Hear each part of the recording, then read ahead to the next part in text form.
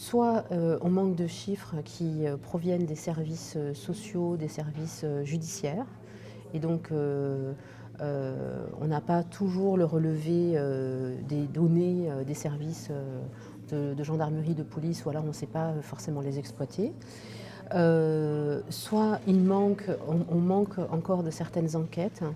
Et il y a en ce moment l'enquête Virage, violence et rapports de genre qui est faite par exemple et qui justement pose des questions sur les violences vécues pendant l'enfance, mais elle pose des questions à des adultes.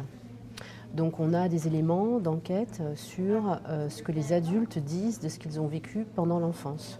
Mais il nous manque des données sur ce que les enfants et les adolescents disent de ce qu'ils vivent. Et ça, finalement, on en a quand il y a des signalements. On a les données des signalements et quand il y a des plaintes qui sont déposées. Mais évidemment, on sait que ça représente une partie infime des cas réels de violences sexuelles. Ce que l'on peut mesurer, c'est comment on en parle. Et donc, ce qui est important de voir, c'est qu'on en parle plus aujourd'hui. Donc ça, c'est un indicateur important de la question de la place et de la reconnaissance des violences sexuelles dans l'espace public. On banalise moins les violences sexuelles, on les sanctionne mieux, et donc on permet mieux aux victimes d'en parler.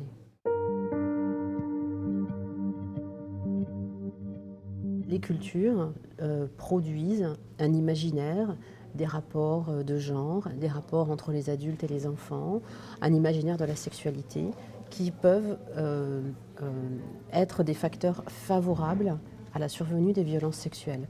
Donc on parle de déterminisme culturel des violences sexuelles.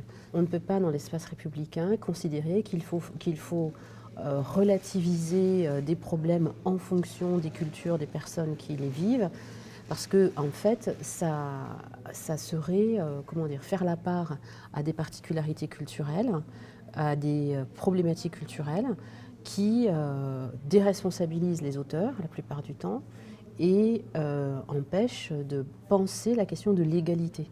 Quand on convoque la culture pour dire ah oui mais telle violence, telle je ne sais pas moi, que ce soit des problématiques d'inceste, des problématiques d'excision, des problématiques de viol, et qu'on dit que c'est lié à la culture d'origine des personnes, déjà on renvoie le problème à la culture d'origine et au pays d'origine. Or, quand ça se passe en France, ça se passe en France. Donc en France, il y a un cadre juridique pour ça. Il y a un cadre sur l'égalité, sur la dignité des personnes. Et donc, il faut faire attention parce que quand on fait ça en plus, on renvoie le problème à l'autre et on oublie que la culture, c'est aussi un outil de domination.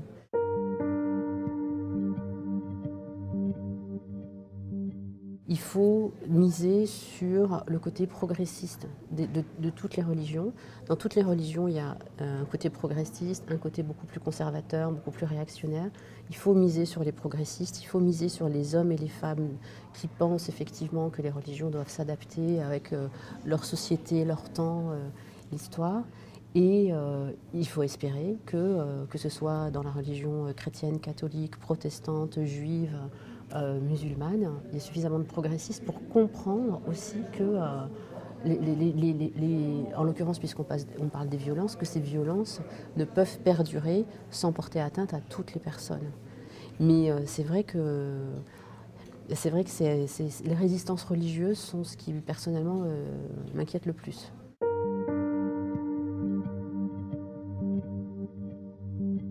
Moi, mon propos, c'est de revenir à la question, toujours la même, égalité de genre, respect du statut de l'enfant, interdiction des relations sexuelles dans le cadre de la famille et dénonciation de cet alibi culturel. Moi, je dénonce l'alibi culturel qui voudrait relativiser les problématiques d'inceste au motif que ça serait des traditions, des choses ou autres.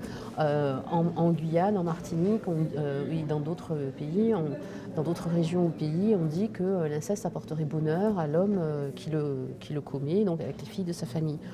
Stop. C'est justement un exemple assez probant, comment on convoque la culture pour donner une explication qui vient légitimer des rapports de domination en déresponsabilisant les auteurs et en niant le statut de victime des personnes, des enfants en l'occurrence, qu'ils subissent. Donc revenir au cadre, égalité, dignité et loi républicaine.